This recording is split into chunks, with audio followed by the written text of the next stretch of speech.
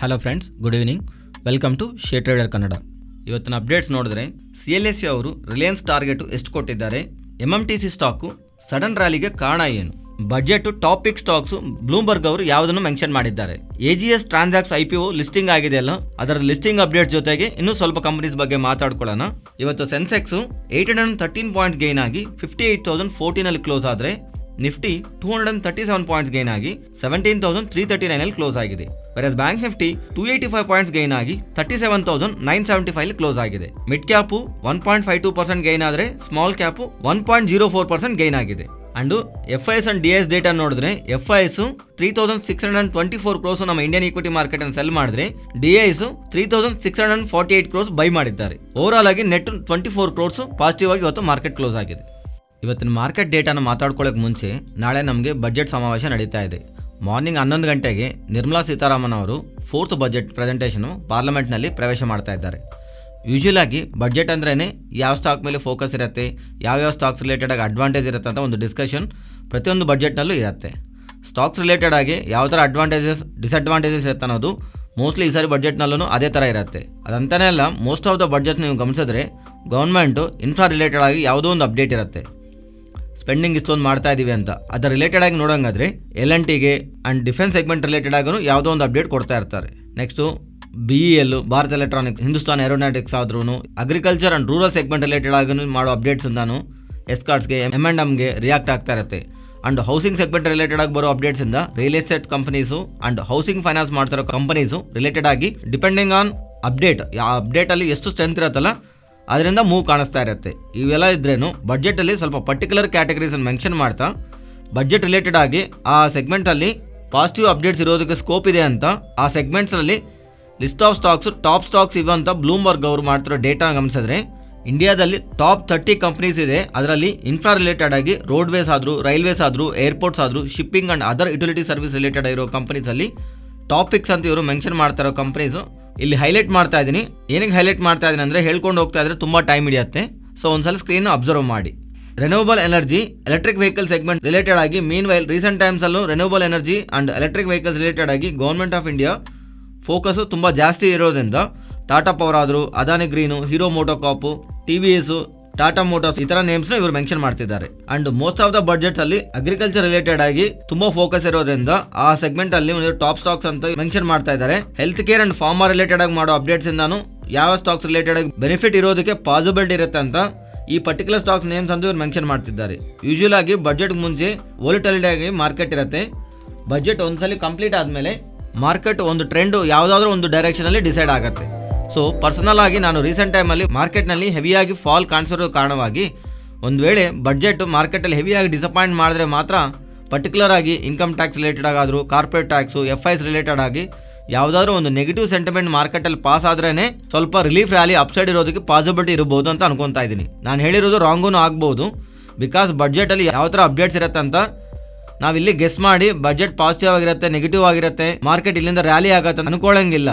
But heavy fall ಮಾರ್ಕೆಟಲ್ಲಿ already ಆಗಿರೋ ಕಾರಣವಾಗಿ ಬಜೆಟ್ ಒಂದು ವೇಳೆ ನ್ಯೂಟ್ರಲ್ ಆಗಿದ್ರೂ ಗ್ಲೋಬಲ್ ಮಾರ್ಕೆಟ್ ಸೆಂಟಿಮೆಂಟ್ ಸ್ವಲ್ಪ ಸ್ಟೆಬಿಲೈಸ್ ಆಗಿ ಮಾರ್ಕೆಟ್ನ ಸ್ವಲ್ಪವರೆಗೂ ರಿಕವರಿ ಇರೋದಕ್ಕೆ ಪಾಸಿಬಿಲಿಟಿ ಇರಬಹುದು. ನೆಕ್ಸ್ಟ್ ಮಾರ್ಕೆಟ್ ಇರೋ ಕಂಪ್ನೀಸ್ ಬಗ್ಗೆ ಮಾತಾಡ್ಕೊಂಡ್ರೆ ಆಲ್ಕಮ್ ಲ್ಯಾಬ್ ಬಗ್ಗೆ ಮಾತಾಡ್ಕೊಳ್ಳೋಣ. ಜಾನ್ ಹಾಪ್ಕಿನ್ಸ್ ಯೂನಿವರ್ಸಿಟಿ ಅವರು ಕೋಲೋರಿಯಾಕ್ಟಲ್ ಕ್ಯಾನ್ಸರ್ ಪೇಷಂಟ್ಸ್ಗೆ ಯೂಸ್ ಆಗೋ ಥರ ನೋವಲ್ ಟಾರ್ಗೆಟ್ ಆ್ಯಂಡ್ ಟೆಕ್ನಾಲಜಿನ ಡೆವಲಪ್ ಮಾಡ್ತಿದ್ದಾರೆ. ಸೊ ಆ ಟೆಕ್ನಾಲಜಿ ಒಂದು ಡೆವಲಪ್ಮೆಂಟ್ನ ಕಮರ್ಷಿಯಲೈಸೇಷನ್ಗೋಸ್ಕರ ಈ ಜಾನ್ ಹಾಪ್ಕಿನ್ ಯೂನಿವರ್ಸಿಟಿ ಅವ್ರ ಜೊತೆ ಆಲ್ಕಮ್ ಲ್ಯಾಬೊರೇಟರಿ ಅವರು ಎಕ್ಸ್ಕ್ಲೂಸಿವ್ ಲೈಸೆನ್ಸ್ನ ಡೀಲ್ನ ಮಾಡ್ಕೊಂಡಿದ್ದಾರೆ ಅಂತ ಒಂದು ಅಪ್ಡೇಟಿಂದ ಇವತ್ತು ಆಲ್ಕಮ್ ಲ್ಯಾಬೊರೇಟರೀಸ್ ಅವರು ಪಾಸಿಟಿವ್ ಆಗಿ ರಿಯಾಕ್ಟ್ ಆಗಿದೆ. ನೆಕ್ಸ್ಟ್ ಇವತ್ತು Hindustan oil exploration company positive ಆಗಿ ರಿಯಾಕ್ಟ್ ಆಗಿದೆ. ಇದರ ರಿಲೇಟೆಡ್ ಆಗಿರೋ ಅಪ್ಡೇಟ್ ನೋಡೋಂಗಾದ್ರೆ ಈ ಕಂಪನಿ ವೆಬ್ಸೈಟ್ನಲ್ಲಿ BIT ಬ್ಲಾಕ್ನಿಂದ ನ್ಯಾಚುರಲ್ ಗ್ಯಾಸ್ ಸೆಲ್ ಮಾಡೋದಕ್ಕೆ ಈ ಬಿಡ್ಡಿಂಗ್ ಮೂಲಕ ಪ್ರಪೋಸಲ್ನ ಇನ್ವೈಟ್ ಮಾಡೋ ಥರ ಇವರು ಅಪ್ಡೇಟ್ ಮಾಡ್ತಿದ್ದಾರೆ. ಈ ಅಪ್ಡೇಟಿಂದ ಇವತ್ತಿನ ಸೆಷನಲ್ಲಿ HOEC ಸ್ಟಾಕು ಪಾಸಿಟಿವ್ ಆಗಿ ರಿಯಾಕ್ಟ್ ಆಗಿದೆ. ಅಂಡ್ ಈ ಬಿಡ್ಡಿಂಗ್ ಕಂಡಕ್ಟ್ ಮಾಡೋದಕ್ಕೆ ಇವರು MSTC ಎಂಗೇಜ್ ಮಾಡಿರೋ ಥರ ಅಪ್ಡೇಟ್ ಮಾಡ್ತಿದ್ದಾರೆ.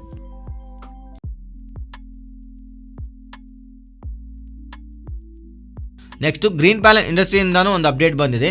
17th ಜನವರಿ ದಿವಸ ಆಂಧ್ರ ಪ್ರದೇಶನಲ್ಲಿ ಚಿತ್ತೂರು ಡಿಸ್ಟ್ರಿಕ್ಟ್ನಲ್ಲಿರುವಂಥ ಇವರು MDF ಪ್ಲಾಂಟ್ನ ಮ್ಯಾನುಫ್ಯಾಕ್ಚರಿಂಗ್ ಆಪರೇಷನ್ ಟೆಂಪರರಿ ಕ್ಲೋಸ್ ಮಾಡಿದ್ದಾರೆ.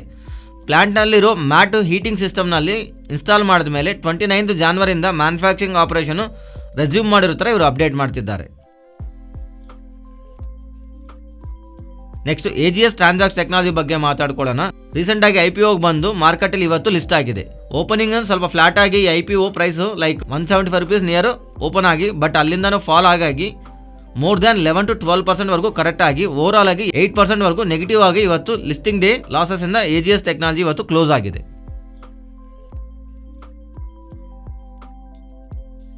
ನೆಕ್ಸ್ಟು MMTC ಬಗ್ಗೆ ಮಾತಾಡ್ಕೊಳ್ಳೋಣ. ಇವತ್ತು MMTC ಸ್ಟಾಕು ಒಂದು ಪಾಯಿಂಟ್ ಆಫ್ ಟೈಮ್ನಲ್ಲಿ ಸಡನ್ ಆಗಿ ರ್ಯಾಲಿ ಆಗಿದೆ. ಅದರ ರಿಲೇಟೆಡ್ ಆಗಿರೋ ಅಪ್ಡೇಟ್ಸ್ನ ಗಮನಿಸಿದ್ರೆ MMTC in focus strategic buyer approved for privatisation of Nilachal Ispat limited ಅನ್ನೋ ಅಪ್ಡೇಟ್ ನಮಗೆ ಕಾಣಿಸುತ್ತೆ. ಈ ಅಪ್ಡೇಟ್ ನಾವು ಸಿಂಪಲ್ ಆಗಿ ಅರ್ಥ ಮಾಡ್ಕೊಂಡ್ರೆ NINL ಅಂತ ಒಂದು ಕಂಪನಿ ಇದೆ. ಆ ಕಂಪನಿ ಅವರು 1200 crores Tata steel long product ಅವ್ರಿಗೆ ಸೆಲ್ ಮಾಡಿದ್ದಾರೆ ಅಂತ ಒಂದು ಅಪ್ಡೇಟ್ ಇವತ್ತು ಮಾರ್ಕೆಟ್ನಲ್ಲಿ ಫ್ಲೋ ಆಗಿದೆ. ನೀಲಾಂಚಲ್ ಇಸ್ಪಾಟ್ ನಿಗಮ್ ಲಿಮಿಟೆಡ್ ರಿಲೇಟೆಡ್ ಆಗಿ MMTC ಅವರಿಗೆ ಇರೋ ಲಿಂಕ್ ಏನಂದ್ರೆ ಆ ಕಂಪನಿನಲ್ಲಿ MMTC ಅವರಿಗೆ 49% ಅರೌಂಡ್ ಶೇರ್ ಇದೆ.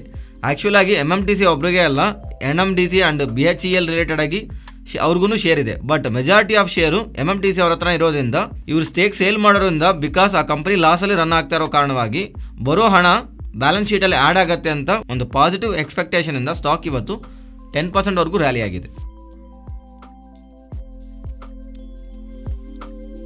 ನೆಕ್ಸ್ಟ್ ಭಾರತಿ ಏರ್ಟೆಲ್ ಬಗ್ಗೆ ಮಾತಾಡ್ಕೊಳ್ಳೋಣ. ಏರ್ಟೆಲ್ ಅವರು ಬ್ಯಾಂಗ್ಳೂರ್ ಬೇಸ್ಡ್ ಕಂಪನಿ ಆಗಿರುವ ಲ್ಯಾವ್ಲಿ ನೆಟ್ವರ್ಕ್ಸ್ನಲ್ಲಿ 25% ವರೆಗೂ ಶೇರ್ನ ಪರ್ಚೇಸ್ ಮಾಡಿರೋ ಥರ ಅಪ್ಡೇಟ್ ಮಾಡ್ತಿದ್ದಾರೆ. ಈ ಅಕ್ವಿಜೇಷನ್ ಇಂದ ಏರ್ಟೆಲ್ ಬಿಸ್ನೆಸ್ ಒಂದು network as A service NAAS ಒಂದು ಪೋರ್ಟ್ಫೋಲಿಯೋನಲ್ಲಿ ಅಡ್ವಾಂಟೇಜ್ ಇರುತ್ತೆ ಅಂತ ಏರ್ಟೆಲ್ ಅವರು ಎಕ್ಸ್ಚೇಂಜ್ಗೆ ಅಪ್ಡೇಟ್ ಮಾಡ್ತಿದ್ದಾರೆ. ಅಂಡ್ ಇವನ್ ಇದೆ ಅಂತಲ್ಲ, ಲಾಸ್ಟ್ ಫ್ರೈಡೆ ಏರ್ಟೆಲ್ ಅವರು ಎಕ್ಸ್ಚೇಂಜಸ್ ಹೇಳಿರೋದೇನು, ಗೂಗಲ್ ಅವರು 5250 crores ನಿಯರ್ಲಿ ಏರ್ಟೆಲ್ನಲ್ಲಿ ಇನ್ವೆಸ್ಟ್ ಮಾಡ್ತಾ ಇದ್ದಾರೆ ಅಂತ. ಅಂಡ್ ಅದೇ ಅಲ್ಲದ್ರೆ ಇನ್ನೊಂದ್ಸಲಿನು 2250 crores ನಿಯರ್ಲಿ ಇನ್ವೆಸ್ಟ್ಮೆಂಟ್ ಮಾಡೋದಕ್ಕೆ ಪಾಸಿಬಿಲಿಟಿ ಇದೆ ಅಂತ. ಈ ಥರ 5250 crores ಇವರು ಇನ್ವೆಸ್ಟ್ ಮಾಡಿ 1.28% ಹತ್ತಿರ ಶೇರ್ನ ಏರ್ಟೆಲ್ನಲ್ಲಿ ಇವರು ರೈಸ್ ಮಾಡೋ ಥರ ಇವರು ಅಪ್ಡೇಟ್ ಮಾಡ್ತಿದ್ದಾರೆ.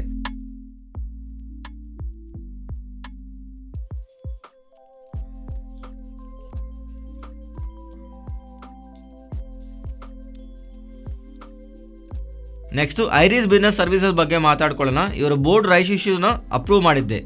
ಯೂಶುವಲ್ ಆಗಿ rights issue company funds raise ಮಾಡೋದಕ್ಕೆ ಅನ್ಕೊಳ್ಳೋವಾಗ ತಮ್ಮ ಶೇರ್ ಹೋಲ್ಡರ್ಸ್ಗೆ ಇರೋ ಪ್ರೈಸ್ಗೆ ಅಂದರೆ ಸ್ವಲ್ಪ ಕಮ್ಮಿ ಪ್ರೈಸ್ಗೆ ಶೇರ್ಸ್ನ ಅಲಾಟ್ ಮಾಡಿ ಫಂಡ್ಸನ್ನು ರೈಸ್ ಮಾಡ್ತಾ ಇರ್ತಾರೆ.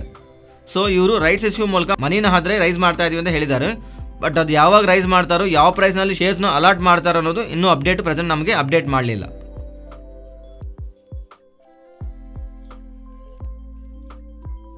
ನೆಕ್ಸ್ಟು ಅಪೋಲೋ ಹಾಸ್ಪಿಟಲ್ ಬಗ್ಗೆ ಮಾತಾಡ್ಕೊಳ್ಳೋಣ.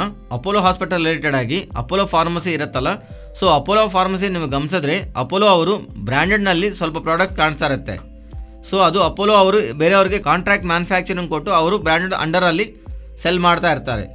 ಆ ಪ್ರಾಡಕ್ಟ್ಸ್ಗೆ ಈಗ ಅಪೋಲೋ ಅವರು ತುಂಬ ಮಾರ್ಜಿನ್ಸ್ ಇರುತ್ತೆ. ಸೊ ಅಪೋಲೋ ಪ್ರಾಡಕ್ಟ್ಸ್ನ ಅಮೆಜಾನ್ ವೆಬ್ಸೈಟ್ ಮೂಲಕ ಸೆಲ್ ಮಾಡ್ತಾರೆ ಅನ್ನೋದು ಒಂದು ಅಪ್ಡೇಟು. ಇದು ಮಾರ್ಕೆಟ್ ಆ್ಯಕ್ಚುಲಾಗಿ ಇನ್ನೂ ತುಂಬ ಜಾಸ್ತಿ ಎಕ್ಸ್ಪೆಕ್ಟ್ ಮಾಡಿದ್ದೆ. ಅಮೆಜಾನ್ ಅವರು ಅಪೋಲೋ ಫಾರ್ಮಸಿ ಅವರು ಇಬ್ಬರೂ ರಿಲೇಟೆಡ್ ಆಗಿ ಸ್ಟ್ರಾಟಜಿಕ್ ಪಾರ್ಟ್ನರ್ಶಿಪ್ ಇರುತ್ತೆ. ಅಪೋಲೋ ಫಾರ್ಮಸಿನಲ್ಲಿ ಅಮೆಜಾನ್ ಅವರು ಶೇರ್ನು ತಗೊತಾರೋ ಅಂತ ಅಪ್ಡೇಟ್ ಅಂತೂ ಕಾಣಿಸಿದೆ. ಆದರೆ ಈಗ ಪ್ರೆಸೆಂಟು ಅಪೋಲೋ ಫಾರ್ಮಸಿ ರಿಲೇಟೆಡ್ ಆಗಿರೋ ಅಪ್ಡೇಟು ಅಮೆಜಾನ್ ವೆಬ್ಸೈಟಲ್ಲಿ ಕಾಣಿಸುತ್ತೆ ಅಂತ ಇವರು ಅಪ್ಡೇಟ್ ಮಾಡ್ತಾಯಿದ್ದಾರೆ. ಆ್ಯಂಡ್ ಇದರಲ್ಲಿ ಭಾಗವಾಗಿ ಅಪೋಲೋ ಅವರಿಗೆ ಸಂಬಂಧಿಸಿರುವ ಡಿಜಿಟಲ್ ಹೆಲ್ತ್ ಸೆಗ್ಮೆಂಟ್ ಬಿಸ್ನೆಸ್ ಆಗಿರುವ ಹೆಲ್ತ್ ಕೋನಲ್ಲಿ 20% ನಿಯರ್ಲಿ ಶೇರ್ನ ಜನರಲ್ ಅಥ್ಲೆಟಿಕ್ ಅವರು, ಸಾಫ್ಟ್ ಬ್ಯಾಂಕ್ ಅಂಡ್ ಬೇರೆ ಪ್ರೈವೇಟ್ ಇಕ್ವಿಟಿ ಪ್ಲೇಯರ್ಸ್ಗೆ ಸೆಲ್ ಮಾಡಿ ಹಣನ ರೈಸ್ ಮಾಡೋ ಥರ CNBC ಅವರು ಸೋರ್ಸಿಂದ ಬರ್ತಿರೋ ಅಪ್ಡೇಟ್ಸಿಂದನೂ ಸ್ವಲ್ಪ ಅಪ್ಡೇಟ್ಸ್ ಕಾಣಿಸ್ತಾ ಇದೆ. ನೆಕ್ಸ್ಟ್ ಅದಾನಿ ಗ್ಯಾಸು ಟೋಟಲ್ ಗ್ಯಾಸಿಂದ ಒಂದು ಅಪ್ಡೇಟ್ ಬಂದಿದೆ. ಇವ್ರು ಏನು ಹೇಳ್ತಿದ್ದಾರೆ ಅಂದರೆ petroleum and natural gas regulatory board 11th round of CGD ಬಿಡ್ಡಿಂಗ್ನಲ್ಲಿ ಭಾಗವಾಗಿ ಅದಾನಿ ಟೋಟಲ್ ಗ್ಯಾಸ್ ಅವರು 14 ನ್ಯೂ ಜಿಯೋಗ್ರಾಫಿಕಲ್ ಏರಿಯಾಸ್ನಲ್ಲಿ ಸಿಟಿ ಗ್ಯಾಸ್ ಡಿಸ್ಟ್ರಿಬ್ಯೂಷನ್ ನೆಟ್ವರ್ಕ್ನ ಎಕ್ಸ್ಪೆಂಡ್ ಮಾಡೋದಕ್ಕೆ ಲೈಸೆನ್ಸ್ ವಿನ್ ಆಗಿರೋ ಥರ ಅಪ್ಡೇಟ್ ಮಾಡ್ತಿದ್ದಾರೆ. ನೆಕ್ಸ್ಟ್ ರಿಲಯನ್ಸ್ ಇಂಡಸ್ಟ್ರಿ ಬಗ್ಗೆ ಮಾತಾಡ್ಕೊಳ್ಳೋಣ. CLSA ಅವರು ರಿಲಯನ್ಸ್ ಇಂಡಸ್ಟ್ರಿ ರಿಲೇಟೆಡ್ ಆಗಿ ಔಟ್ ಪರ್ಫಾರ್ಮಿಂಗ್ ರೇಟಿಂಗ್ ಕೊಡ್ತಿದ್ದಾರೆ. ಪ್ರೀವಿಯಸ್ ಆಗಿ ಬೈ ಅಂತ ಹೇಳೋರು ಈಗ ಔಟ್ ಪರ್ಫಾರ್ಮ್ ಅಂತ ಹೇಳ್ತಾ ಪ್ರೀವಿಯಸ್ ಆಗಿ 2850 ಟಾರ್ಗೆಟ್ ರಿವೈಸ್ ಮಾಡ್ತಾ ಈಗ 2955 ವರೆಗೂ ರಿಲಯನ್ಸ್ ಒಂದು ಟಾರ್ಗೆಟ್ ಅಂತ CLSA ಅವರು ಮೆನ್ಷನ್ ಮಾಡ್ತಿದ್ದಾರೆ.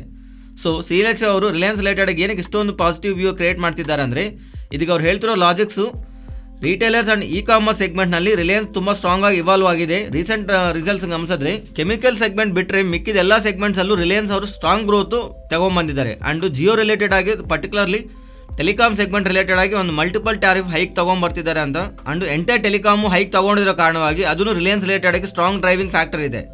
ಇನ್ ಟರ್ಮ್ಸ್ ಆಫ್ ವ್ಯಾಲ್ಯೂಯೇಷನ್ ಇಲ್ಲಿರೋ ಪ್ರೈಸಿಂದ ಇವರಿಗೆ ಅಟ್ರಾಕ್ಟಿವ್ ಆಗಿ entry point and good entry point ಕಾಣಿಸ್ತಾ ಇದೆ ಅಂತ ಇವರು ಮೆನ್ಷನ್ ಮಾಡ್ತಾ ಸ್ಟಾಕ್ ರಿಲೇಟೆಡ್ ಆಗಿ 2950ಗೆ ರೀಚ್ ಆಗೋ ಥರ CLSE ಅವರು ಅಪ್ಡೇಟ್ ಮಾಡ್ತಿದ್ದಾರೆ.